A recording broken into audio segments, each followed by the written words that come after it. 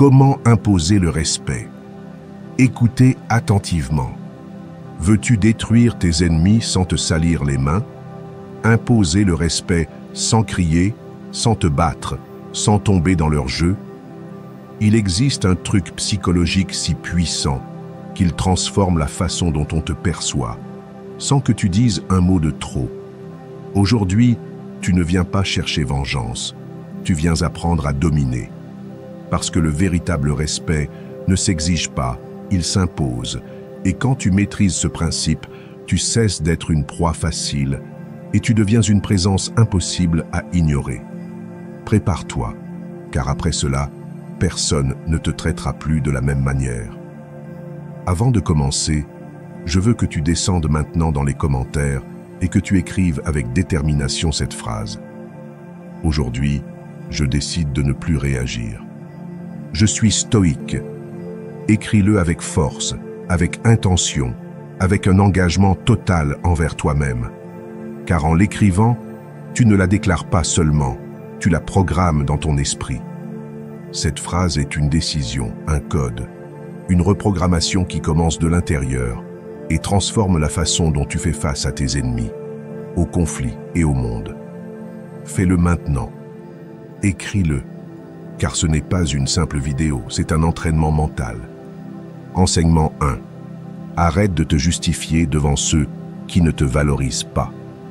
Combien de fois as-tu ressenti ce besoin presque automatique de t'expliquer, de te justifier, d'essayer de faire voir à quelqu'un qui t'a déjà jugé l'autre côté de l'histoire? Tu le fais une fois et cela ne change rien. Tu le fais encore et pourtant cette personne maintient son opinion. Et tu t'épuises émotionnellement à essayer de convaincre quelqu'un qui ne veut ni comprendre ni en a besoin. Parce qu'en réalité, ils ne cherchent pas ta vérité. Ils veulent juste réaffirmer leur version de toi. Et plus tu te justifies, plus tu renforces leur contrôle sur ton énergie. Tu dois comprendre cela. Tout le monde ne mérite pas d'accéder à ton intérieur. Tout le monde ne mérite pas de savoir ce que tu penses, ce que tu ressens, ou pourquoi tu as fait ce que tu as fait. Il y a des batailles qui ne se gagnent pas avec des explications. Elles se gagnent avec de la distance. Car pendant que tu essaies de défendre ton point de vue face à quelqu'un de fermé, la seule chose que tu fais, c'est perdre du pouvoir. Tu n'es pas libre si tu as besoin que tout le monde te comprenne. Tu es libre quand tu peux suivre ton chemin, même si certains te malinterprètent. Il y a des gens qui ont déjà une histoire à ton sujet. Ils ne t'écoutent pas pour comprendre, mais pour confirmer ce qu'ils ont déjà décidé de croire. Et peu importe combien tu t'efforces, leur esprit est fermé. Alors, pourquoi continues-tu à leur donner ta voix, ton temps, ton énergie? Tu n'es pas venu ici pour convaincre le monde. Tu es venu pour accomplir ton but. Et ton but n'a pas besoin d'être expliqué, il doit être vécu. Ton intégrité n'a pas besoin de défense, elle a besoin de cohérence. Ta vérité n'a pas besoin de crier, elle a besoin de consistance. Et je sais, ça fait mal de ne pas être compris. Ça fait mal d'être mal interprété. Ça fait mal que quelqu'un te juge sans connaître ce qu'il y a en toi. Mais il y a quelque chose qui fait encore plus mal, c'est de t'oublier en essayant de plaire aux autres. Parce que à chaque fois que tu essayes d'expliquer ce que tu es, ce que tu fais ou ce que tu rêves, à quelqu'un qui ne te valorise pas, tu cries dans une pièce vide. Il n'y a pas d'écho, pas de réponse, juste de la fatigue. C'est pourquoi aujourd'hui, je veux t'inviter à choisir une autre façon, une plus stoïque, une plus ferme, une plus digne. Choisis le silence stratégique, choisis la non-réaction, choisis d'agir depuis ton centre et non depuis le besoin d'approbation. Parce que plus tu agis par besoin, plus tu te fragilises. Mais quand tu choisis d'agir par conviction, tout change. Ton langage corporel change, ton énergie change, ta présence impose le respect, sans dire un mot. Et ceux qui comptent vraiment le remarquent. Depuis le stoïcisme, Épictète nous a enseigné une vérité simple mais puissante. Il n'est pas nécessaire de te justifier devant ceux qui parlent mal de toi. Tu sais qui tu es, cela suffit. Et dans cette pensée, il y a la liberté. Parce que lorsque vous cessez de dépenser votre énergie à vous expliquer, vous la récupérez pour l'important, pour grandir, pour construire, pour avancer. La science le confirme. Des études montrent que lorsque nous cessons de chercher une approbation constante, l'anxiété diminue, l'estime de soi s'améliore et l'autonomie émotionnelle se renforce. Se justifier constamment est une forme d'auto-abandon. C'est prioriser le jugement externe au-dessus de votre sérénité intérieure. Et cela ne vaut pas la peine. Alors, faites cela la prochaine fois que vous ressentez l'envie de vous justifier. Respirez, observez, demandez-vous, cette personne veut-elle vraiment me comprendre ou veut-elle juste avoir raison? S'il n'y a pas d'ouverture, gardez le silence. S'il n'y a pas de respect, gardez vos distances. Vous n'avez pas besoin de prouver votre valeur, vous l'avez déjà, vivez-la, incarnez-la, montrez-la simplement avec votre vie, pas avec vos explications. Et quand vous le ferez, quelque chose de magique se produira. Vous vous sentirez plus fort, plus léger, plus vous-même, car vous cesserez enfin de négocier avec ceux qui n'ont jamais été disposés à vous comprendre. Et cela, mon ami, est une forme profonde d'amour de soi, une révolution silencieuse qui commence lorsque vous décidez de cesser de vous défendre et de commencer à vivre selon votre vérité. Enseignement 2. Le respect commence par la cohérence entre ce que vous ressentez, pensez et montrez. Vous n'avez pas besoin d'être parfait pour être respecté. Ce dont vous avez besoin, c'est d'être cohérent. Cohérent avec ce que vous ressentez, avec ce que vous pensez et avec ce que vous montrez au monde. La plupart des gens s'efforcent de s'intégrer, de plaire, de ne pas déranger. Et dans cet effort constant, ils finissent par se diluer, se déconnectent de leur essence, portent des masques qui ne représentent pas ce qu'ils sont vraiment, et même s'ils reçoivent peut-être de l'approbation, ils ne reçoivent jamais de respect authentique, car le véritable respect ne naît pas de la perfection, il naît de l'authenticité. Regardez autour de vous, il y a des personnes qui n'ont pas de grandes réalisations, qui ne prétendent pas être fortes, ni faire semblant d'avoir toutes les réponses, mais quand elles parlent, on les écoute, quand elles agissent, on les suit. Pourquoi? Parce qu'elles vivent depuis un endroit intérieur où elles ne négocient pas leur vérité, ne jouent pas un personnage, n'ont pas besoin de bien paraître, elles sont simplement elles-mêmes, entières, claires, humaines, et cela dans un monde plein d'apparences et magnétique. Parfois, nous croyons qu'être sincères avec ce que nous ressentons nous rend vulnérables, que nous montrer avec peur, avec des doutes ou même avec confusion fera que les autres nous voient comme faibles. Mais c'est tout le contraire. Se montrer tel que l'on est, avec sa lumière et ses ombres, est un acte de courage, d'intégrité, de respect envers soi-même. Et ce respect intérieur se projette, se perçoit, se communique. Cessez de penser que vous devez avoir la vie résolue pour gagner le respect des autres. Ce dont vous avez besoin, c'est d'être résolu envers vous-même, d'avoir clair ce que vous pensez, ce que vous ressentez, et de ne pas le trahir pour vous intégrer, car chaque fois que vous taisez ce que vous voulez dire par peur de déranger, vous perdez de la force. Chaque fois que vous faites semblant d'aller bien, alors que vous êtes en train de vous briser à l'intérieur, vous vous trahissez. Et chaque fois que vous vous adaptez à ce que les autres attendent de vous, au lieu de montrer ce que vous êtes vraiment, vous perdez le respect, le plus précieux, celui qui naît de l'honnêteté envers vous-même. Nous vivons dans une société qui récompense le superficiel, l'esthétique, le correct. Mais il y a de plus en plus de personnes vides, déconnectées de leur essence, cherchant une validation à l'extérieur parce qu'elles se sont perdues à l'intérieur. Et la seule façon de revenir à vous est à travers la cohérence. Vous ne pouvez pas exiger du monde qu'il vous respecte si vous ne respectez pas vous-même votre vérité. Le stoïcisme nous rappelle que la vertu consiste à vivre en accord avec la nature, et cela inclut vivre en accord avec votre nature intérieure. Il ne s'agit pas de plaire à tout le monde, il s'agit de vous plaire lorsque vous êtes seul avec vous-même. Marc Aurèle a écrit « Celui qui respecte son âme ne se laisse pas entraîner par ce que pensent les autres, car lorsque vous savez qui vous êtes et agissez depuis ce centre, Vous n'avez plus besoin de convaincre qui que ce soit. Commence aujourd'hui.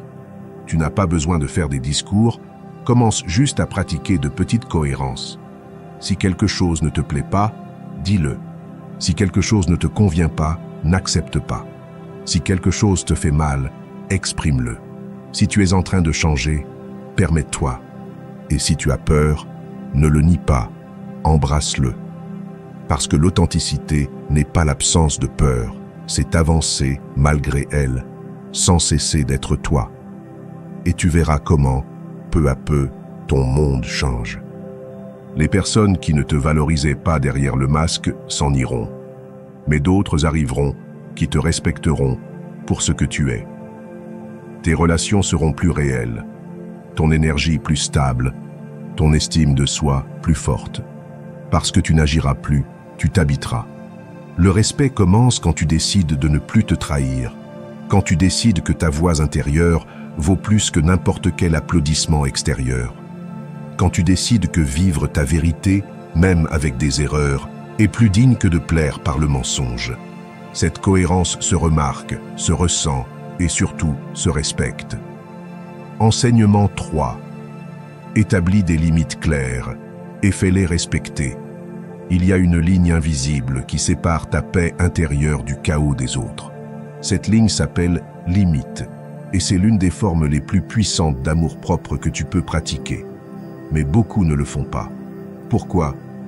Parce qu'ils ont peur de déranger, de paraître froid, de perdre des relations. Et dans cette peur, ils permettent des abus déguisés en affection, des manipulations déguisées en proximité et des manques de respect camouflés en blagues. Et le pire, c'est que, quand tu ne marques pas tes limites, le message que tu envoies est clair. Tu es prêt à tout supporter, même ce qui te détruit de l'intérieur. Dire non à ce qui te fait du mal est une déclaration de dignité. C'est te regarder dans le miroir et décider que tu mérites mieux. Il ne s'agit pas de construire des murs, mais de construire des portes que tu décides quand ouvrir et à qui. Il y a des personnes qui n'apparaissent que lorsqu'elles ont besoin de quelque chose. Et si tu n'établis pas une limite, elles resteront pour consommer le meilleur de toi sans rien donner en retour. C'est ta responsabilité de leur montrer jusqu'où elles peuvent aller avec toi. Car si tu ne le fais pas, elles le feront pour toi, et ce sera rarement en ta faveur. N'aie pas peur de paraître dur. Aie peur de paraître disponible pour quiconque veut utiliser ton temps, ton énergie ou ta présence sans respect. Quand tu dis stop, tu n'es pas cruel, tu es clair. Et la clarté n'éloigne pas ceux qui te valorisent. Elle ne dérange que ceux qui profitaient de ton désordre émotionnel. Il y a des personnes qui n'ont pas besoin de plus d'explications. Elles ont besoin de limites, fermes, directes, non négociables. Établir des limites n'est pas de l'égoïsme. C'est la santé mentale. C'est de l'énergie protégée. C'est de l'estime de soi appliquée. C'est savoir que, même si tu veux être généreux, tu ne peux pas donner ce que tu n'as pas. Tu ne peux pas continuer à offrir ta paix pour maintenir des liens qui ne font que te drainer. Tu ne peux pas continuer à justifier celui qui te fait toujours du mal avec l'excuse que c'est comme ça, car tant que tu le permets, tu continueras à l'être. Comment commencer ? D'abord en définissant ce que tu tolères et ce que tu ne tolères pas. Quel type de langage, d'attitude ou de comportement ne veux-tu plus permettre dans ta vie ? Ensuite, quand une transgression se produit, parle avec fermeté, pas avec des cris, pas avec du drame, avec assurance, avec vérité, car celui qui franchit une limite et ne reçoit pas de conséquences comprendra qu'il peut continuer à la franchir. Et si quelqu'un insiste pour ne pas la respecter, cette personne ne mérite pas une place dans ta vie, peu importe l'histoire qu'elle a. Le passé ne justifie pas la destruction du présent. Le stoïcisme enseigne que l'on doit vivre en harmonie avec sa raison et sa vertu. Et une partie de cette vertu est de mettre de l'ordre dans ce que tu permets. Épictète l'a dit clairement. N'explique pas ta philosophie, vis-la. Si tu dis que tu te respectes, prouve-le par des actes. Il n'y a pas de respect sans limite, pas de paix sans ordre, pas de liberté sans responsabilité sur qui tu laisses entrer. Quand tu commences à établir des limites, quelque chose de profond change en toi. Tu commences à marcher plus droit, à regarder avec plus de clarté, à parler avec plus de force. Parce que tu sais que tu n'as plus besoin de l'approbation de personne. Tu as seulement besoin de loyauté envers toi-même.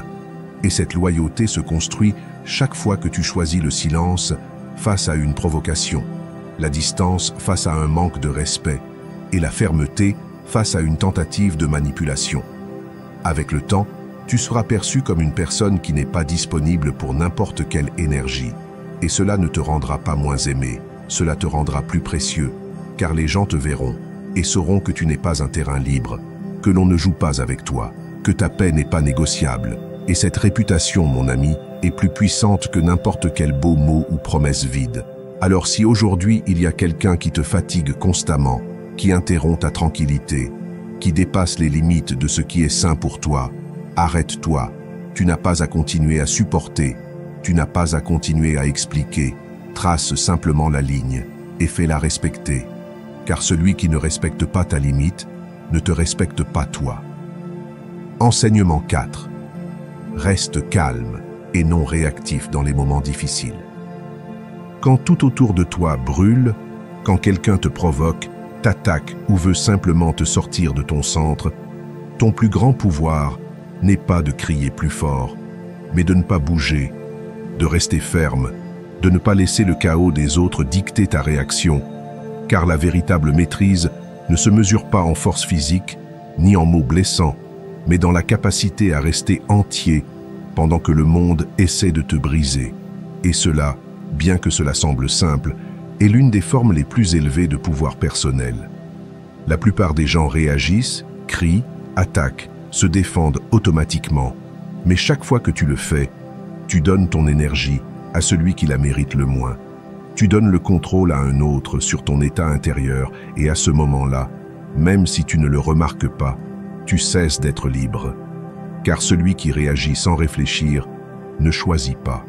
Il obéit, il est manipulé émotionnellement. Et cette perte de contrôle te vole la clarté, te vole le respect et te vole le pouvoir. Être calme ne signifie pas être passif. Il ne s'agit pas de permettre des abus ni de se taire sur ce qui fait mal. Il s'agit de choisir quand, comment et si cela vaut la peine de répondre. Il s'agit de faire une pause, de respirer et de décider en pleine conscience, pas par impulsion, car dans l'impulsion se trouve l'erreur, la blessure, le regret. Mais dans la pause se trouve la sagesse. Dans la pause, tu retrouves ton centre et de là tu agis avec un véritable pouvoir, pas avec des réactions désespérées. Imagine quelqu'un qui t'insulte, tu peux répondre instantanément, avec la même violence, et cela te place au même niveau, où tu peux observer, te taire et regarder cette personne avec la clarté de celui qui n'a plus besoin de se défendre.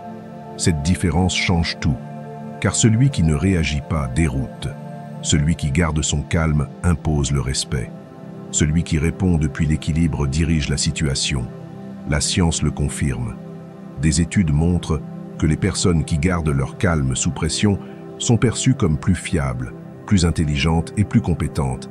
Et ce n'est pas un hasard, car si tu peux garder ton calme quand tout semble se perdre, alors tu peux diriger, tu peux décider, tu peux influencer. L'autocontrôle est magnétique. C'est un signe de force émotionnelle que très peu de gens possèdent. Le stoïcisme comprenait cela à la perfection. Marc Aurèle a écrit « La meilleure vengeance est de ne pas être comme ton ennemi ». Cela signifie que si quelqu'un te crie dessus, ne crie pas. Si quelqu'un te blesse, ne blesse pas. Si quelqu'un perd le contrôle, ne le perds pas toi. Car dans ce contraste se voit qui est vraiment fort. Ce n'est pas celui qui frappe le plus fort qui est fort. C'est celui qui n'a pas besoin de frapper pour marquer sa présence. Commence à entraîner cela dans ta vie quotidienne. La prochaine fois que tu sens que quelque chose te déborde, respire, fais une pause, ne réponds pas immédiatement. Observe ce qui se passe en toi. Est-ce de la colère, de l'orgueil blessé, de la peur? Nomme-le, reconnais-le et ensuite décide. Car quand tu choisis ta réponse, au lieu de réagir, tu réaffirmes ton pouvoir intérieur. Tu dis « Je contrôle mon esprit, pas le monde ».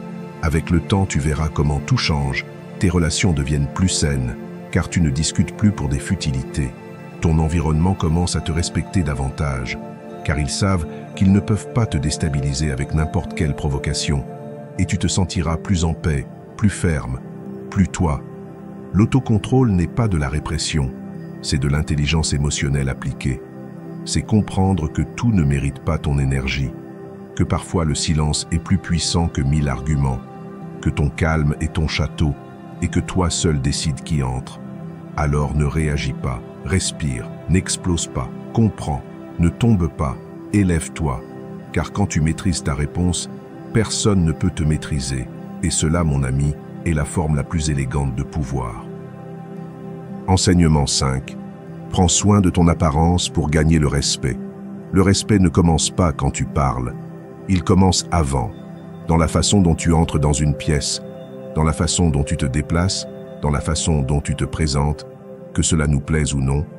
La première impression compte, et même si la véritable valeur d'une personne réside dans son caractère, son intégrité et sa sagesse, la plupart des gens ne parviennent pas à voir tout cela s'ils n'ont pas d'abord confiance en ce qu'ils voient. Nous vivons dans un monde visuel, rapide, qui juge en quelques secondes, et même si tu es de l'or à l'intérieur, si l'emballage ne communique pas ce que tu vaux, il est probable qu'on ne te donne jamais l'occasion de le montrer. Il ne s'agit pas de vanité, il s'agit de stratégie. Prendre soin de ton apparence n'est pas superficiel si tu le fais en toute conscience. C'est une partie de ton langage silencieux, tes vêtements, ta posture, ta propreté, ton regard. Tout parle, tout envoie un message, et ce message peut t'aider ou te freiner. Il peut ouvrir des portes ou les fermer. Il peut attirer le respect ou inviter à ne pas te prendre au sérieux. Tu communiques sans dire un mot, regarde-toi objectivement. Tu transmets de l'ordre ou du désordre. Tu projettes de la confiance ou de l'insécurité. Tu as l'air de quelqu'un qui se respecte ou de quelqu'un qui se néglige. Car le monde, bien que pas toujours juste, répond à des signaux et une image soignée en dit long. Elle dit que ta vie t'importe, que tu es présent, que tu te valorises. Et si tu ne te valorises pas toi-même, pourquoi le feraient les autres? Cela ne signifie pas dépenser une fortune, ni devenir quelqu'un obsédé par l'extérieur. Cela signifie choisir avec intention, s'habiller avec propreté, sobriété, cohérence, marcher droit, avec dignité, regarder dans les yeux, montrer que tu es attentif, présent, vivant. Cela génère de l'autorité sans que tu aies à parler. Et dans de nombreux contextes, cette autorité silencieuse ouvre des chemins que le talent à lui seul n'ouvre pas immédiatement. Nous vivons dans une culture où les apparences comptent. Tu peux y résister ou tu peux l'utiliser à ton avantage sans perdre ton essence. Car ce qui est important n'est pas seulement comment on te voit, mais que ce qu'on voit soit aligné avec ce que tu es. Quand ta présence externe est à la hauteur de ta valeur interne, tout se renforce. C'est comme polir un diamant. Il reste un diamant, mais maintenant il brille. Le stoïcisme n'ignore pas cette réalité. Bien qu'il se concentre sur l'âme, sur le caractère, il reconnaît aussi la valeur de se présenter avec décorum. Épictète disait que nous devions prendre soin du corps comme d'un temple, non par vanité, mais par respect. Respect pour la vie, pour les autres et pour soi-même. Car le désordre extérieur reflète souvent un chaos intérieur. Et en ordonnant le visible, tu organises souvent l'invisible. Tu veux qu'on t'écoute plus. Prends soin de ta présentation. Tu veux mieux diriger. Prends soin de ta posture, de ta voix, de ton style. Tu veux qu'on te respecte dès ton arrivée. Alors montre au monde par ton image que tu te respectes d'abord, non par ego, mais par cohérence. Car l'excellence se remarque aussi dans les détails. Commence aujourd'hui. Examine-toi avec honnêteté. Peut-être que tu n'as pas besoin d'acheter quoi que ce soit, juste d'améliorer comment tu portes ce que tu as déjà. Peut-être que ce n'est pas tes vêtements, c'est ton expression, ton énergie, ta présence. Peut-être que ce n'est pas ce que tu portes, mais comment tu le portes. Fais-le avec intention, fais-le pour toi. Car quand tu te vois comme quelqu'un digne de respect, tu commences à agir comme tel, et cela change ton environnement, tes relations et tes résultats. Tu n'es pas ici pour impressionner qui que ce soit, mais tu n'es pas non plus là pour passer inaperçu. Tu es là pour marquer ta présence, pour laisser une empreinte, pour marcher avec un standard élevé qui inspire le respect sans l'exiger. Et une partie de cela commence par la façon dont tu choisis d'apparaître devant le monde. Alors, regarde-toi dans le miroir et pose-toi cette question. L'image que je projette est-elle à la hauteur de qui je suis vraiment? Si ce n'est pas le cas, ajuste-la, car tu vaux trop pour être ignoré par négligence. Enseignement 6. Amélioration continue pour maintenir un avantage croissant sur tes ennemis. Tu n'as pas besoin de vengeance, tu n'as pas besoin de discuter, tu n'as pas besoin de prouver quoi que ce soit à personne. Ce dont tu as vraiment besoin, c'est d'améliorer un peu chaque jour, sans pause, sans excuse, sans distraction. Car pendant qu'il parle, tu avances. Pendant qu'il critique, tu te perfectionnes. Pendant qu'il te sous-estime, tu deviens quelqu'un qu'ils ne pourront plus atteindre. C'est la stratégie la plus silencieuse et puissante que tu puisses appliquer. Grandir en silence jusqu'à devenir inaccessible. Les ennemis ne se battent pas avec des cris. Ils se battent avec des résultats, avec l'évolution, avec une transformation constante. Tu n'es pas ici pour rester au même endroit, réagissant aux attaques, te justifiant devant ceux qui te sous-estiment ou mendiant du respect. Tu es ici pour gravir les échelons, jour après jour, jusqu'à ce que tes progrès soient si évidents, si solides, si visibles, qu'il n'y ait tout simplement plus rien à dire. C'est l'avantage de celui qui s'améliore constamment. Il n'a pas besoin de répondre, car sa vie répond pour lui. Sa discipline devient évidente, sa préparation se fait sentir, sa croissance se remarque. Et cette supériorité, qui ne naît pas de l'ego mais de l'effort, c'est celle qui fait vraiment taire ceux qui l'avaient auparavant pointé du doigt, car ils ne peuvent plus suivre le rythme, car pendant qu'ils stagnent dans les critiques, tu construis un empire intérieur, mais cela ne se fait pas du jour au lendemain.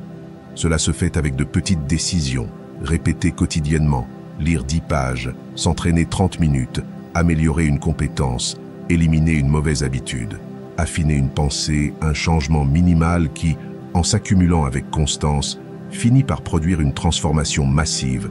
C'est la clé. L'amélioration silencieuse, celle qui ne cherche pas d'applaudissements, celle qui ne s'arrête pas quand personne ne regarde, celle qui devient inévitable. Tes ennemis deviennent irrélevants quand tu deviens imparable. Et pour cela, tu dois embrasser le processus, ne pas répondre avec fierté, mais avec du travail. Ne pas t'obséder à prouver, mais à progresser. Ne pas perdre de temps à te comparer, mais à te consacrer à te surpasser. Car chaque seconde que tu passes à regarder sur le côté est une seconde que tu n'investis pas en toi. Le stoïcisme comprenait parfaitement cette idée. Sénèque disait qu'aucun vent n'est favorable à celui qui ne sait pas où il va. Mais pour celui qui a une direction claire, même les attaques deviennent un vent favorable. Le sage ne gaspille pas la critique. Il l'utilise, la transforme en motivation, en fait une raison de plus pour s'améliorer, pour aiguiser son esprit, pour discipliner son âme. C'est pourquoi quand on te dit que tu ne peux pas, améliore-toi. Quand on te fait défaut, améliore-toi. Quand on te juge, améliore-toi. Que chaque obstacle soit le feu qui forge ton caractère, que chaque moquerie soit le signe que tu avances, que chaque ennemi soit le rappel que ton destin n'est pas de discuter, mais de te surpasser. Et tu n'as pas à tout faire aujourd'hui. Juste une chose, un pas, une habitude, un engagement quotidien envers ta meilleure version. Peu importe si les autres ne le voient pas maintenant, peu importe s'ils continuent à te sous-estimer, il y aura un jour où ils ne pourront plus t'ignorer. Non pas parce que tu le dis, mais parce que tu le reflètes, car ta vie sera le témoignage le plus clair que cela valait la peine de grandir en silence.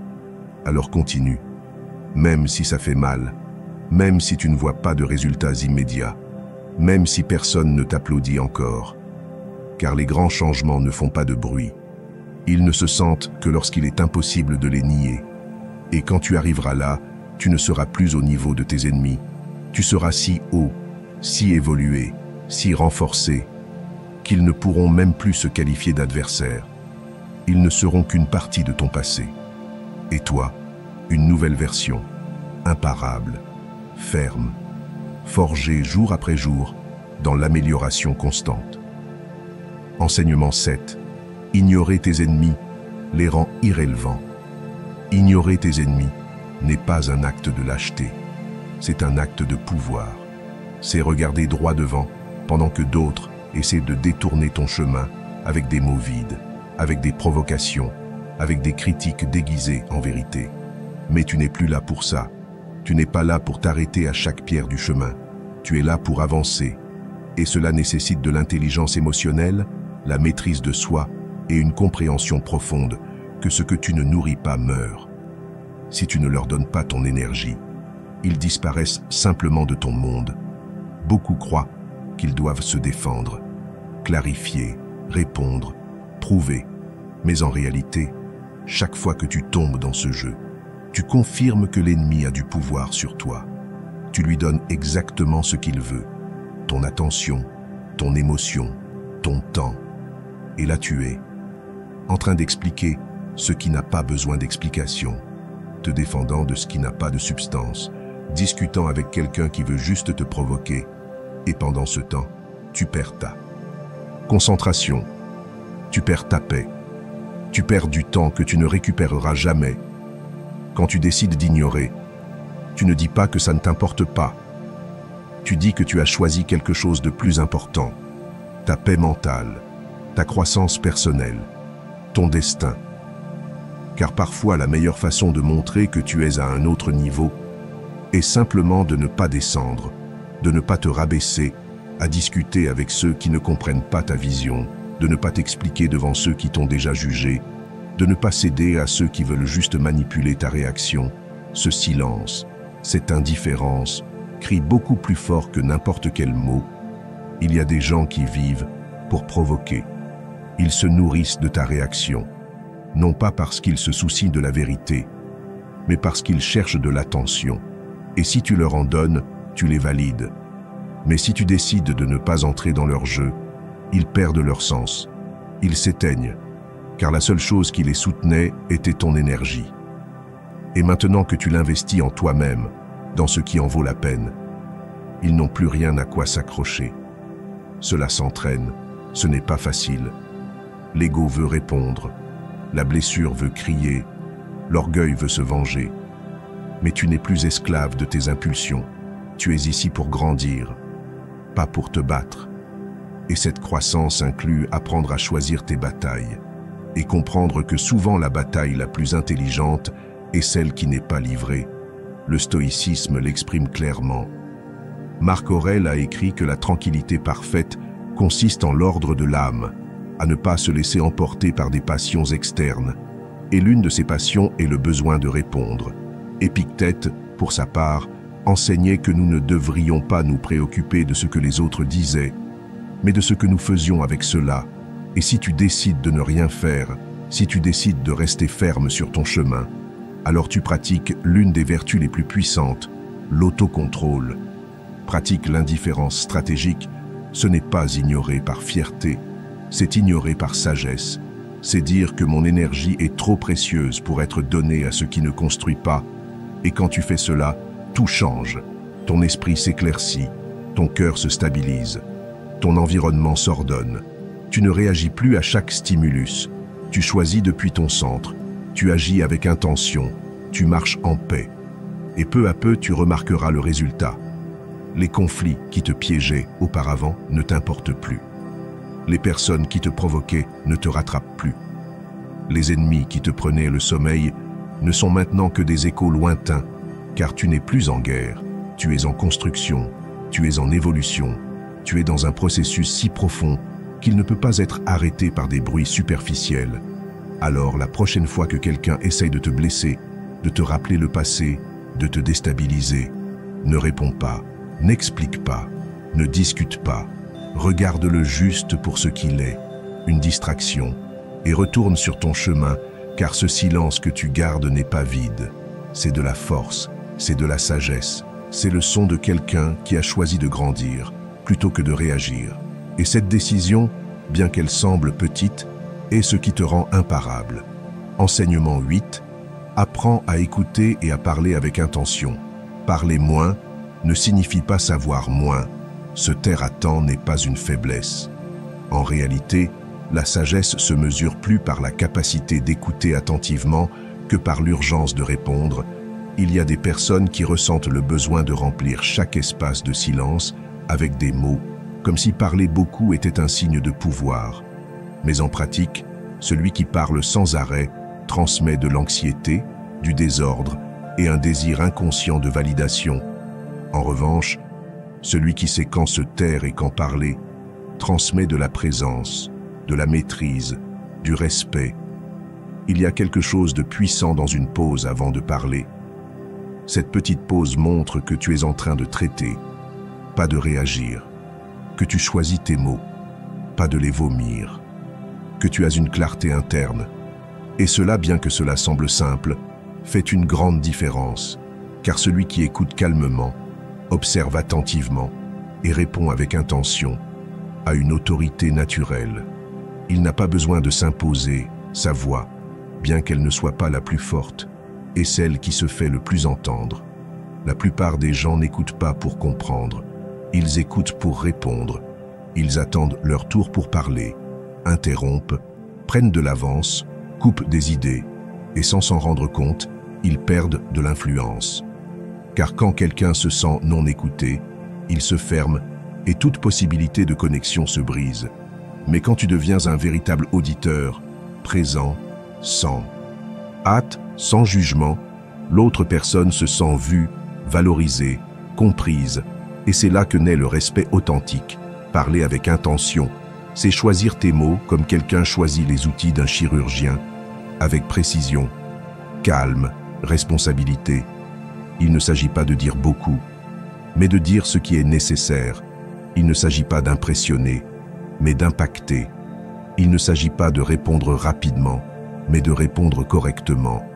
Et cela ne s'obtient que lorsqu'il y a un équilibre entre écouter profondément et parler stratégiquement. La science le confirme. Des études sur la communication interpersonnelle montrent que ceux qui pratiquent l'écoute active, regardent dans les yeux, ne coupent pas, reformulent ce qu'ils ont entendu, sont perçus comme plus intelligents, plus empathiques et plus dignes de confiance.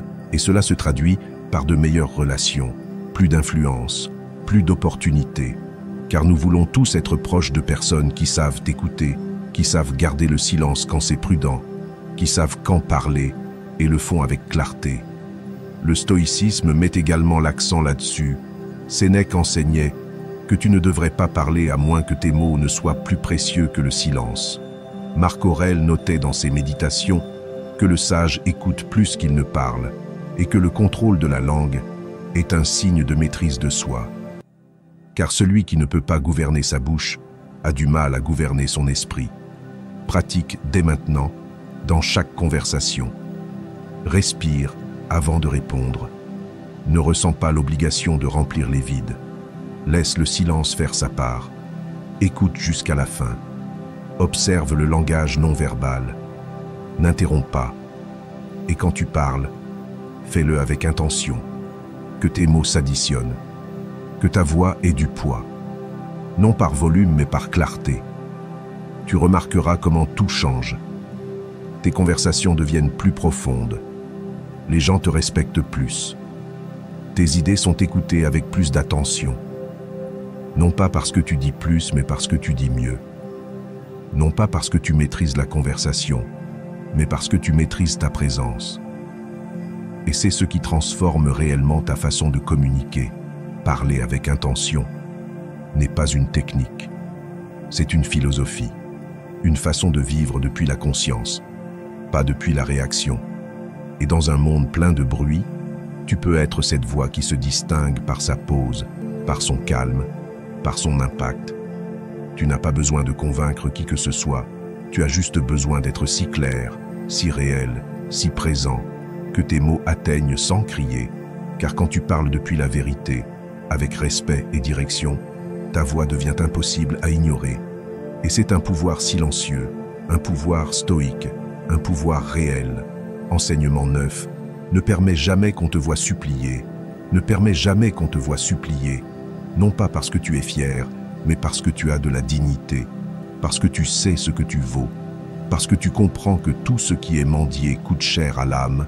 Chaque fois que tu supplies de l'amour, de l'attention ou de la reconnaissance, tu dis à l'autre et à toi-même que tu ne le mérites pas naturellement. Et c'est un mensonge qui finit par détruire ton estime de soi de l'intérieur. Le problème est que souvent nous confondons l'insistance avec l'amour et le silence avec la perte. Mais ce n'est pas le cas. Ce qui ne coule pas librement ne vaut pas la peine d'être forcé. Et ce qui doit être poursuivi pour rester est déjà en train de partir. Supplier ne fonctionne pas seulement. Cela te rabaisse. Cela te transforme en quelqu'un qui met sa valeur entre les mains d'un autre. Et personne ne respecte celui qui est prêt à renoncer à lui-même pour plaire. Celui qui se traîne pour être aimé finit par être piétiné. Car quand tu montres de la désespérance, tu communiques à l'autre qu'il peut te manipuler, que ton besoin est si grand que tu es prêt à supporter n'importe quoi, que tu n'as pas d'option, que tu es vide. Et cela, au lieu de générer de la proximité, génère de la distance. Personne ne veut être avec celui qui supplie. Les gens sont attirés par ceux qui se respectent, pas par ceux qui s'abandonnent par amour.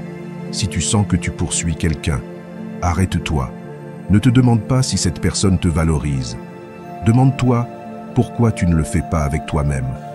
Pourquoi tu continues à courir après quelqu'un qui ne te regarde pas?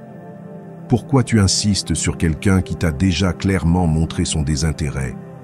Quelle partie de toi a besoin de mendier de l'affection pour se sentir suffisante? Ce n'est pas l'amour que tu cherches, c'est la validation. Et cela ne se trouve pas à l'extérieur, cela se construit à l'intérieur. La prochaine fois que tu ressens cette impulsion d'écrire ce message, d'envoyer cet audio, de chercher une explication, de demander une autre chance, freine, respire. Demande-toi si ce que tu es sur le point de faire t'élève ou te tire vers le bas. Si tu le fais par conviction ou par vide, si cela te représente ou te réduit, et si la réponse est que cela te rend plus petit, choisis le silence. Le silence n'est pas une faiblesse, c'est du respect de soi. Souviens-toi que ce qui est à toi te choisit, ce qui vaut la peine reste sans être forcé. Ce qui est aligné avec ton essence ne te demande pas de te trahir pour le maintenir. Et si tu dois devenir une autre personne pour être accepté, ce n'est plus de l'amour, c'est de la dépendance. Tu ne peux rien construire de durable depuis la peur de perdre. Le stoïcisme l'enseigne fermement. Épictète disait que nous ne devrions dépendre de rien d'extérieur pour notre paix intérieure, car ce qui dépend d'un autre ne t'appartient pas, et ce que tu ne peux pas contrôler ne devrait pas contrôler ton humeur. Si tu es bien seul, si tu es en paix avec toi-même, si tu te connais et te respectes, alors personne ne peut te faire supplier, car tu sais que ta valeur est interne, complète, et n'est pas soumise à l'acceptation des autres. Marche la tête haute, même si ça fait mal, même si tu ressens l'impulsion de demander une explication, même si tu manques de réponse. Ne tombe pas, ne te brise pas pour quelqu'un qui n'est pas prêt à te voir dans ton intégralité, car celui qui t'aime bien ne te fait pas douter de toi, et celui qui te respecte n'a pas besoin de te voir mendier. Et si tu as perdu quelqu'un en cessant de supplier, en réalité tu n'as rien perdu. Tu as gagné la liberté, tu as retrouvé ton centre, tu es revenu à toi, car ta valeur ne se négocie pas, ne se discute pas, ne s'explique pas, elle se ressent. Et celui qui ne le voit pas n'est tout simplement pas prêt à être avec toi. Alors continue sans rancœur, sans haine, mais aussi sans supplier, car chaque fois que tu choisis de ne pas te rabaisser, ton âme se renforce, ta présence devient plus ferme, ton respect grandit, et tôt ou tard, la vie te met face à des personnes qui n'ont pas besoin de te voir tomber pour savoir combien tu vaux. Des personnes qui ne te font pas supplier, car elles te choisissent avec la même fermeté avec laquelle tu as déjà appris à te choisir. Enseignement 10. Reconnais que tes plus grands ennemis peuvent être internes. Parfois tu es tellement concentré sur ce qui se passe à l'extérieur, sur les personnes qui te critiquent, sur les circonstances que tu ne peux pas contrôler, sur les obstacles visibles, que tu oublies de regarder à l'intérieur. Et c'est là que se trouvent tes véritables ennemis. Ils ne sont pas dans ce qui t'entoure, ils sont dans ce qui t'habite, dans cette voix qui te dit que tu n'es pas suffisant, dans ce doute qui apparaît juste avant que tu oses, dans cette peur déguisée en prudence qui te retient quand tu devrais avancer. Ce qui te limite le plus n'est pas le monde, C'est ce que tu crois sur toi-même, la peur d'échouer, la peur du rejet, la peur de perdre, la peur d'être vu tel que tu es. Tout cela ne naît pas des autres, cela naît de toi, de ce que tu as vécu, de ce qu'on t'a dit, des fois où tu n'as pas été validé. Et sans t'en rendre compte, tu construis une prison mentale avec ces peurs, et ensuite tu vis en essayant de te battre à l'extérieur, alors qu'en réalité, tu es prisonnier à l'intérieur. Mais je te dis une chose, aucun ennemi externe ne pourra te vaincre si tu parviens à vaincre ce que tu portes à l'intérieur. Tu ne peux pas contrôler ce que les autres pensent, mais tu peux changer ce que tu penses de toi. Tu ne peux pas empêcher les autres de te critiquer, mais tu peux travailler pour que ces critiques ne te définissent pas. Tu ne peux pas vivre en attendant un environnement parfait pour avancer. Tu dois apprendre à avancer avec peur, avec doute, avec blessure. Car si tu attends d'être prêt, tu ne commenceras jamais. Ta force ne réside pas dans l'élimination de tout ce qui t'effraie. Elle réside dans l'apprentissage à te déplacer malgré cela. L'esprit est une arme puissante. Elle peut être ton allié le plus fidèle ou ton bourreau le plus cruel. Tout dépend de la façon dont tu l'entraînes, et cela nécessite de la conscience. Que penses-tu quand tu te regardes dans le miroir? Comment te parles-tu quand tu échoues? Quelle histoire te répètes-tu chaque jour? Car si dans ta tête n'habite que l'autocritique, l'insécurité et la peur, alors ton pire ennemi t'accompagne partout.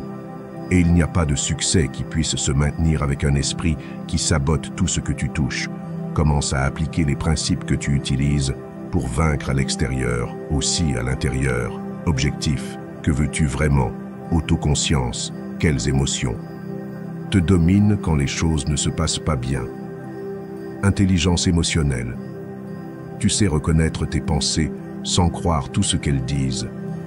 Soutien. Tu es entouré de personnes qui t'élèvent ou qui renforcent tes doutes. Amélioration continue. Tu apprends à t'aimer, à avoir confiance, à te corriger sans te détruire. Cherche de l'aide si nécessaire. Il n'y a rien de plus courageux que celui qui décide de guérir. Tu n'es pas brisé. Tu fais juste face à des batailles que l'on ne t'a pas appris à mener. Mais maintenant, tu peux apprendre. Tu peux observer tes schémas. Tu peux remettre en question tes croyances. Tu peux reconstruire ta valeur de l'intérieur. Car une fois que tu te libères de ce qui te limite intérieurement, le monde extérieur cesse d'être une menace. Le stoïcisme le disait clairement. Sénèque affirmait que l'homme souffre plus dans son imagination que dans la réalité. Et c'est vrai. La souffrance mentale pour ce qui pourrait arriver, pour ce que tu n'as pas, pour ce que tu crains de perdre, est souvent plus grande que le fait lui-même. Mais il disait aussi que le sage s'occupe plus de se maîtriser que de contrôler le monde, car là réside le pouvoir de gouverner ton monde intérieur.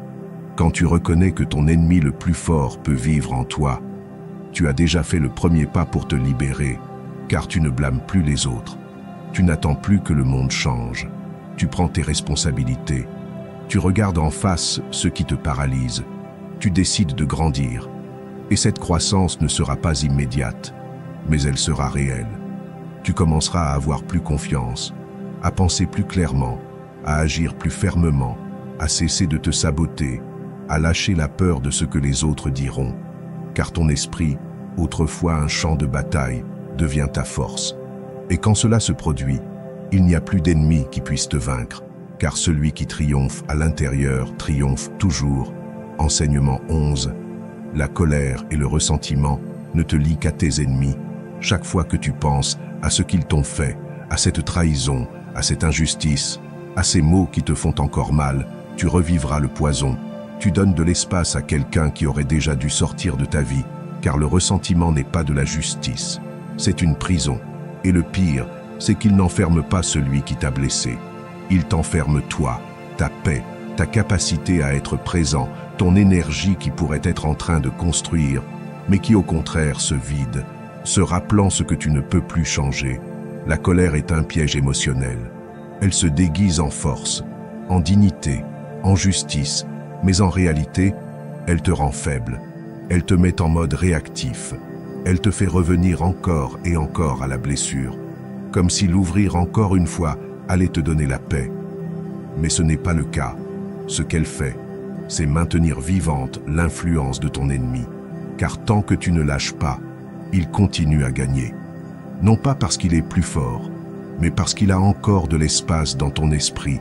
Et je comprends, la douleur est réelle, la trahison fait mal, la déception brûle. Mais tu dois décider si tu veux avoir raison ou si tu veux avoir la paix, car tu ne peux pas avoir les deux. Si tu vis en attendant que l'autre paie, qu'il s'excuse, qu'il reconnaisse le mal, tu es lié à une attente qui peut ne jamais se réaliser. Et pendant ce temps, tu restes enchaîné. Mais si tu choisis de pardonner, non pas parce qu'il le mérite, mais parce que tu mérites d'être libéré, alors quelque chose de profond change. Tu deviens libre. Le pardon n'est pas l'oubli. Ce n'est pas justifier. Ce n'est pas nier ce qui s'est passé. C'est dire « cela m'a fait mal, mais je ne veux plus le porter ». C'est prendre le contrôle de ton énergie. C'est fermer la porte au passé pour pouvoir construire depuis le présent. C'est te choisir. Car tant que tu es en guerre interne avec quelqu'un qui ne pense même plus à toi, tu perds une bataille que tu es le seul à mener. Pratique le pardon actif. N'attends pas de te sentir prêt. Commence aujourd'hui. Écris ce qui t'a fait mal. Reconnais-le. Pleure-le si nécessaire. Mais ensuite décide de le lâcher. Non pas par faiblesse, mais par force. Car quand tu choisis de guérir, tu te priorises. Tu récupères ta clarté mentale. Tu dis « Je ne te donne plus de pouvoir sur moi ». Et cela est plus puissant que n'importe quelle vengeance. Le stoïcisme est clair à ce sujet. Sénèque a écrit que celui qui ne peut pas pardonner brise le pont par lequel un jour il pourrait avoir besoin de passer lui-même. Et Marc Aurèle insistait sur le fait que la meilleure façon de se venger est de ne pas être comme celui qui t'a blessé. Car si tu réponds par la haine, tu deviens le reflet de ce que tu as juré de ne pas répéter. Mais si tu réponds avec hauteur, avec silence, avec guérison, alors tu t'élèves, ne nourris plus le feu du ressentiment, ne répète pas cette histoire dans ta tête encore et encore, ne cherche pas que les autres te valident en tant que victime, cela ne fait que t'attacher davantage. Au lieu de cela, concentre-toi sur toi, sur ta paix, sur ton bien-être émotionnel, entoure-toi de personnes qui te rappellent qui tu es sans avoir à parler du passé. Investis ton énergie dans ce qui construit, pas dans ce qui détruit, car ce que tu ne lâches pas te fige, mais ce que tu pardonnes te transforme. Et oui, peut-être qu'on ne te demandera jamais pardon, peut-être qu'on ne reconnaîtra jamais ce qu'on a fait, mais peu importe, car tu n'as plus besoin de cela pour avancer, tu n'as plus besoin que l'autre change, car le changement a déjà commencé en toi. Et cela, mon ami, est la liberté, la vraie liberté, la liberté stoïque, la liberté intérieure. Alors lâche prise, non pas pour eux, mais pour toi, car tu mérites une vie sans chaînes invisibles. Je mérite un esprit clair, un cœur léger, une existence qui ne soit pas déterminée par de vieilles blessures.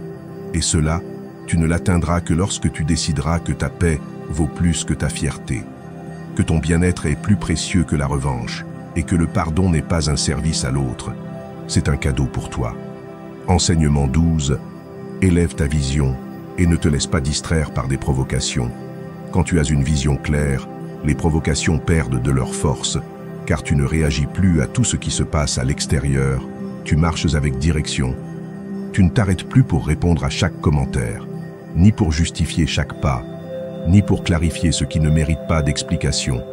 Tu as choisi quelque chose de plus grand, tu as choisi d'avancer, et celui qui marche vers quelque chose d'important ne peut pas se permettre de perdre du temps sur ce qui n'importe pas.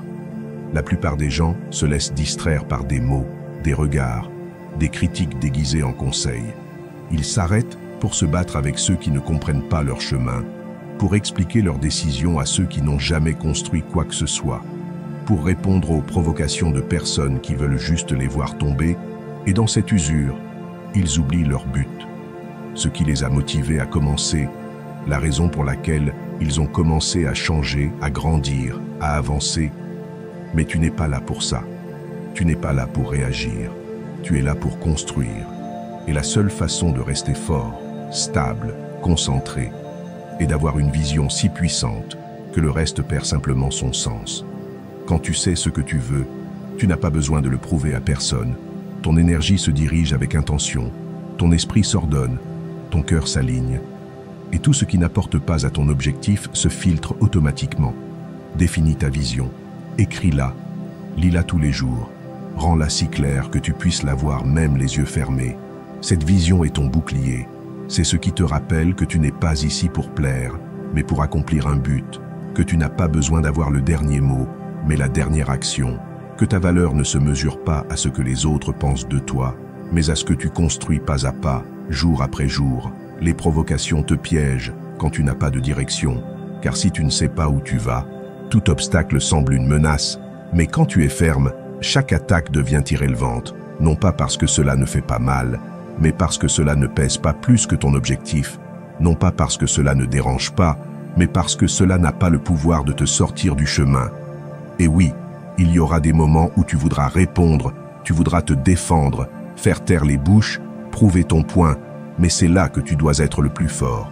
Car le succès ne se réalise pas en gagnant des discussions. Il se réalise en dominant ton attention. Tu n'as pas besoin de crier plus fort, tu as besoin de travailler plus profondément. Que tes résultats parlent, que ta constance soit ton argument, que ton silence soit ta réponse la plus élégante. Pratique des techniques pour rester centré, fais des pauses conscientes, révise tes objectifs chaque matin, élimine les distractions qui n'apportent rien. Entoure-toi de personnes qui te rappellent qui tu es, pas qui alimentent tes insécurités. Et quand la critique, le commentaire sarcastique, la provocation déguisée en blague arriveront, souris intérieurement, respire et continue, car ce que tu es en train de construire vaut plus que n'importe quelle discussion sans sens, le stoïcisme le laisse clair. Marc Aurèle a écrit « La meilleure façon de se venger est de ne pas être comme ton ennemi. Et ne pas être comme ton ennemi signifie ne pas tomber dans son jeu, ne pas laisser son bruit te sortir de ta paix, ne pas répondre avec colère, mais avec hauteur, car quand tu as de la vision, tout ce qui est petit reste derrière, et tu n'as pas été fait pour le petit. Chaque jour où tu choisis de rester ferme, tu gagneras. Tu ne le verras pas immédiatement, mais tu le sentiras. Ton énergie deviendra plus stable, ton environnement plus clair, tes émotions plus matures, car tu ne réagiras plus. Tu guideras, et cela te rend difficile à provoquer, impossible à manipuler, et digne de respect. Alors élève ta vision, et chaque fois que quelque chose veut te distraire, regarde-le comme un test de combien tu valorises ce que tu construis. Et si tu le valorises vraiment, tu ne t'arrêteras pas. Tu continueras avec l'esprit concentré, le cœur ferme et le regard haut, car tu n'es pas là pour perdre du temps. Tu es là pour laisser une empreinte. Enseignement 13. Inspire les autres. En étant un exemple de force et de concentration, il y a des personnes qui inspirent sans dire un seul mot, non pas parce qu'elles font des discours, mais parce qu'elles vivent avec cohérence, parce qu'elles gardent leur calme, quand tout autour d'elles s'effondre, parce qu'elles ne se laissent pas entraîner par le bruit du monde, et choisissent d'être une roche ferme au milieu de la tempête, parce qu'elles ne se battent pas, elles construisent, elles ne crient pas, elles agissent, elles ne réagissent pas, elles dirigent avec présence, et quand tu décides d'être ce type de personne, tu cesses de chercher l'influence, et tu deviens l'influence. Ta façon de vivre peut être un phare, un signal pour ceux qui sont perdus, pour ceux qui ont besoin d'une preuve réelle, que l'on peut vivre en paix, au milieu du chaos, que l'on peut avancer sans avoir besoin d'écraser les autres, que l'on peut être fort sans cesser d'être humain. Et cela ne se réalise pas depuis l'orgueil, ni depuis l'apparence. Cela se réalise depuis le travail intérieur, depuis la discipline quotidienne, depuis les petites décisions que personne ne voit, mais qui te rendent un référent silencieux. Être un exemple, cela ne signifie pas être parfait, cela signifie être authentique, cela signifie choisir l'approche plutôt que le drame, cela signifie que quand les choses vont mal, tu ne cherches pas des coupables, tu cherches des solutions, que quand on t'attaque, tu ne te rabaisses pas, tu t'élèves, que quand tu as peur, tu ne le caches pas, tu l'affrontes avec dignité. Et quand les autres voient cela, quelque chose s'allume en eux. Non pas parce que tu leur dis quoi faire, mais parce qu'ils voient en toi une possibilité réelle de ce qu'ils pourraient aussi réaliser. Tu ne sais pas combien de personnes tu peux inspirer, simplement par la façon dont tu te comportes quand personne n'applaudit, par la façon dont tu te relèves après une chute, par la façon dont tu réponds avec respect quand tu pourrais réagir avec colère, par la façon dont tu continues d'avancer la tête haute, même quand le chemin est incertain. Cette cohérence a un pouvoir plus grand que n'importe quel argument, car elle parle directement à l'âme de celui qui observe. Tu n'as pas besoin d'avoir des milliers de suiveurs, tu as juste besoin d'une vie qui mérite d'être observée, une routine construite avec engagement, un esprit entraîné à ne pas abandonner, un cœur prêt à rester ferme. C'est ce qui laisse une empreinte. Et quand tu partages ton chemin sans prétention, sans chercher reconnaissance, juste par le désir d'ajouter, alors ton influence grandit, ton impact se multiplie et ton héritage commence à naître même avant que tu ne le remarques. Fais-le simple, vis ce que tu prêches, ne dis pas que tu es fort, montre-le avec ton silence face au conflit. Ne dis pas que tu as de la concentration, montre-le avec ta constance quotidienne. Ne dis pas que tu as pardonné, montre-le avec ta paix, que tes actes parlent pour toi, que ta présence reflète le travail que tu fais à l'intérieur, que ta vie soit le message. Le stoïcisme parle justement de cela. Épictète disait « N'explique pas ta philosophie, vis-la, car si tu dois expliquer aux autres ce que tu fais, c'est que tu ne l'incarnes pas encore complètement. Mais si tu le vis avec fermeté, avec sérénité, avec discipline, tu n'as pas besoin de convaincre, les gens s'approchent d'eux-mêmes, car tout le monde cherche un point de référence, quelqu'un qui leur prouve qu'il est possible de vivre avec intégrité. Et si aujourd'hui tu sens que tu ne fais pas de différence, souviens-toi de cela. Chaque fois que tu choisis de ne pas abandonner, tu inspires. Chaque fois que tu décides d'agir avec bonté, quand tu pourrais agir avec colère, tu inspires. Chaque fois que tu ne t'arrêtes pas par peur et que tu continues, même si c'est en tremblant, tu inspires. Peut-être que tu ne le vois pas maintenant, mais quelqu'un regarde. Et grâce à ton exemple, peut-être que cette personne ne renoncera pas aujourd'hui. Sois cet exemple, non pas par ego, non pas par apparence. Fais-le parce que le monde a besoin de plus de personnes qui ne parlent pas de force, mais qui l'incarnent, qui n'enseignent pas la paix, mais qui la vivent, qui ne vendent pas des solutions, mais qui construisent de réels chemins. Et quand tu choisis d'être l'un d'eux, alors tu ne vis plus seulement pour toi. Tu vis pour laisser une empreinte qui transforme, qui inspire et qui continue, même quand tu n'es plus là. Enseignement 14. Marche avec assurance et présence. Avant que tu ne dises un seul mot, tu es déjà en train de parler. Tu le fais avec ta posture, avec ton pas, avec ton énergie. Le monde te mesure en secondes, et non pas par ce que tu dis, mais par la façon dont tu entres, par la façon dont tu te maintiens, par la façon dont tu occupes ton espace. Si tu marches courbé, avec le regard baissé, avec des pas incertains, le message est clair. Tu ne crois pas en toi. Et si tu ne crois pas en toi, personne d'autre ne le fera. Mais si tu marches fermement, droit, avec le regard en avant et le corps ouvert, le respect arrive sans avoir besoin de le demander. Il ne s'agit pas d'arrogance, il s'agit de présence, cette qualité silencieuse que possèdent les personnes qui ont travaillé sur elles-mêmes, qui n'ont pas besoin de crier pour être entendues, car leur simple entrée change déjà l'ambiance. Ce sont celles qui ne se précipitent pas, ne se recroquevillent pas, ne se justifient pas avec le corps. Elles marchent comme quelqu'un qui sait qui elle est. Et cela se ressent, car le corps crie ce que l'esprit croit.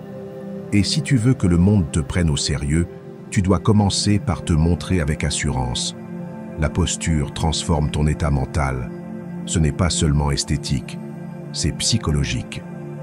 Des études montrent qu'adopter des postures de pouvoir, dos droit, épaules ouvertes, menton haut, augmente la testostérone et réduit le cortisol, c'est-à-dire cela te rend plus confiant et moins stressé. Ton corps est littéralement programmé pour influencer ton esprit.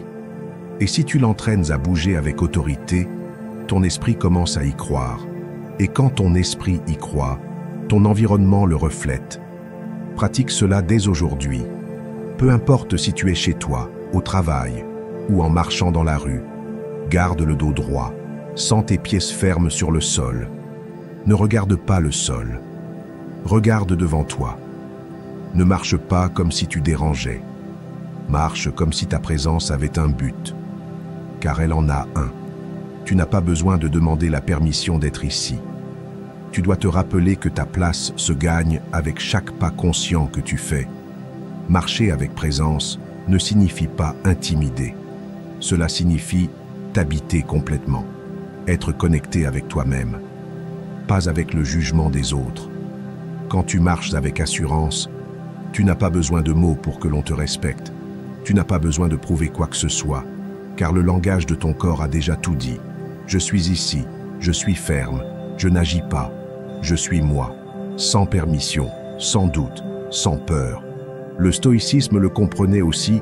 Épictète disait que nous devions vivre comme si nous étions toujours observés, non par paranoïa, mais par intégrité. Car si tu maintiens ta posture même quand personne ne te voit, tu entraînes ton âme à se soutenir. Et celui qui soutient son âme, soutient son corps. Marcher comme si tu avais des témoins, c'est marcher avec un but. C'est dire « je ne suis pas un de plus, je ne passe pas inaperçu, je suis éveillé dans ma démarche, prends-toi au sérieux, car personne d'autre ne le fera si tu ne le fais pas d'abord. » Et cela commence par la façon dont tu te présentes dans le monde. Marche comme si le sol t'appartenait, comme si chaque pas laissait une empreinte, comme si ton énergie nettoyait l'espace par où tu passes. Ne te recroqueville pas, ne te cache pas, n'agis pas comme si tu n'avais pas d'importance, car tu as de l'importance, ton message a de l'importance, ton histoire a de l'importance, ta présence a de l'importance, et tu n'as pas besoin d'attendre de te sentir en sécurité pour marcher ainsi. Fais-le même si tu ne le ressens pas encore, car le corps est plus sage que la peur. Et si tu l'entraînes à marcher avec fermeté, ton esprit le suivra, peu à peu, pas à pas, jusqu'à ce qu'un jour tu te regardes dans le miroir et dises « Je n'agis plus, cette assurance est réelle, elle est née de moi, je l'ai construite avec chaque pas, marche ainsi, comme si chaque pas était une affirmation silencieuse de ta valeur, comme si le monde avait besoin de ta présence ferme pour se rappeler qu'il est possible de vivre avec intégrité, car quand tu t'habites avec assurance, le respect arrive tout seul et tu n'as pas besoin de le demander. Tu as juste besoin de marcher et de te soutenir. Enseignement 15. Utilise l'humour pour désarmer les conflits. Quand quelqu'un te provoque, ne réponds pas avec colère. Réponds avec un sourire, mais pas un sourire vide. Un sourire chargé d'intelligence, de contrôle, de cette confiance qui désarme sans violence, car l'humour, quand il est bien utilisé, est l'un des outils les plus puissants que tu as pour transformer une situation tendue en une opportunité de montrer qui commande dans ton esprit. Et je ne parle pas du sarcasme venimeux, ni de la moquerie qui humilie. Je parle de cet humour léger, inattendu, qui déstabilise l'autre et en même temps t'élève. L'humour n'est pas une faiblesse, c'est un signe d'intelligence émotionnelle. C'est la réponse de celui qui n'a pas besoin de se défendre, parce qu'il est déjà au-dessus du conflit. Et la science le confirme. Les études montrent que l'humour, en particulier l'humour auto-référentiel, celui qui vous permet de rire de vous-même sans perdre votre valeur, génère de la sympathie, connecte avec les autres et réduit la tension immédiate de tout échange agressif. En d'autres termes, cela vous transforme en quelqu'un de charismatique, fort et fiable, tout en même temps. Et sais-tu quoi d'autre? L'humour te protège, car lorsque tu peux faire une blague sur toi-même, tu montres que tu n'es pas sur la défensive, que tu n'es pas fragile, que tu n'as pas peur d'être vu, que tu es si à l'aise avec toi-même que tu n'as rien à prouver. Et quand les gens voient cela, ils baissent leur garde, car ils ne peuvent pas attaquer celui qui n'a rien à cacher, car il n'y a rien de plus désarmant que quelqu'un qui prend la vie au sérieux, mais qui ne se prend pas trop au sérieux. Épictète le disait sans détour. Tu n'es pas tes pensées, tu n'es pas tes émotions, tu n'es pas tes erreurs. Tu es quelque chose de beaucoup plus profond, plus stable, plus libre. Et si c'est vrai, alors tu peux te permettre de rire. Tu peux te permettre de ne pas réagir. Tu peux te permettre d'utiliser l'humour comme un bouclier, comme un pont, comme un outil, car le sage ne s'offense pas facilement. Le sage observe, comprend, sourit et continue. Comment peux-tu appliquer cela? Pratique d'abord avec toi-même. Apprends à rire de tes propres erreurs. Ne te punis pas pour chaque chute. Trouve l'apprentissage et puis lâche-le avec légèreté. Fais de l'humour un allié interne. Ensuite, quand quelqu'un te provoque, avant de répondre, respire. Demande-toi, est-ce que ça vaut la peine de se fâcher pour ça? Puis-je répondre avec quelque chose qui détend l'atmosphère sans perdre de fermeté? Et si tu peux, fais-le. Utilise une phrase simple, une exagération comique, une observation astucieuse qui détourne l'attention sans l'ignorer. Le résultat te surprendra. Là où il y avait un conflit, il y a maintenant du rire. Là où il y avait de la tension, il y a maintenant du soulagement. Et toi, au centre de tout, montrant un contrôle émotionnel sans agression. Car celui qui peut contrôler le ton d'une conversation a le véritable pouvoir. Ce n'est pas celui qui crie le plus, mais celui qui a la capacité de transformer l'énergie du moment. L'humour n'est pas seulement pour divertir, c'est pour diriger, pour communiquer sans confronter, pour garder le contrôle sans perdre son humanité, pour montrer que tu es éveillé, conscient, présent et au-dessus du drame. Alors ne sous-estime pas sa valeur. Utilise-le avec respect. Utilise-le avec stratégie. Utilise-le pour toi. Et souviens-toi, il n'y a rien de plus fort que quelqu'un qui peut rester en paix, tandis que tout autour de lui cherche la guerre. Et si en plus de la paix, il peut générer du rire, alors cette personne joue déjà à un autre niveau. Fais-le aussi. Que ton humour soit ton bouclier. Que ton sourire soit ta déclaration de liberté. Et que chaque blague légère soit une preuve que ton esprit n'est pas au service du conflit, mais du contrôle personnel. Si tu es arrivé jusqu'ici, ce n'est pas un hasard. Cela en dit déjà beaucoup sur toi. Cela signifie que tu es engagé dans ta transformation, que tu es prêt à cesser de réagir comme les autres et à commencer à t'imposer avec intelligence, avec maîtrise, avec respect. Maintenant, avant de partir, retourne dans les commentaires et réaffirme ton engagement en écrivant « Aujourd'hui, je décide de ne plus réagir. Je suis stoïque. » Fais en sorte que cette phrase s'inscrive dans ton subconscient comme un principe de vie. Écris-la non seulement pour aujourd'hui, mais pour la personne que tu es décidé à devenir à partir de maintenant. Et si ce message a résonné en toi, laisse un like à la vidéo, abonne-toi et continue à entraîner ton esprit, car ce qui vient sera encore plus puissant.